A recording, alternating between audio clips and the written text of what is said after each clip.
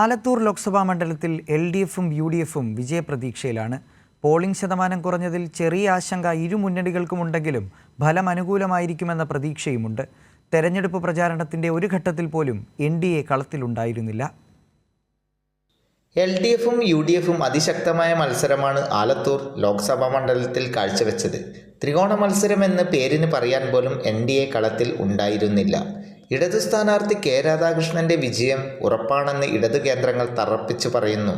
കാരണം പ്രചരണത്തിന്റെ എല്ലാ ഘട്ടത്തിലും വലിയ സ്വീകാര്യതയാണ് K രാധാകൃഷ്ണന് ലഭിച്ചത്.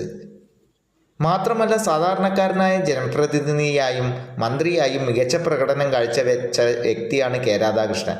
2009-ലും 2014-ലും ലഭിച്ചതിനേക്കാൾ ഭൂരിപക്ഷം LDF നേടുമെന്ന പ്രതീക്ഷയാണ് നേതാക്കൾ പങ്കുവെക്കുന്നത്. UDF ക്യാമ്പും വലിയ വിജയപ്രതീക്ഷയാണ് വെച്ചു പുലർത്തുന്നത്. എന്നാൽ രമ്യ ഹരിദാസ് MP ആയതിനു ശേഷം മണ്ഡലത്തിൽ വികസന പ്രവർത്തനങ്ങൾക്ക് വലിയ മുൻഗണന നൽകാത്തത് UDFനെ ആശങ്കയിലാക്കിയിട്ടുണ്ട്.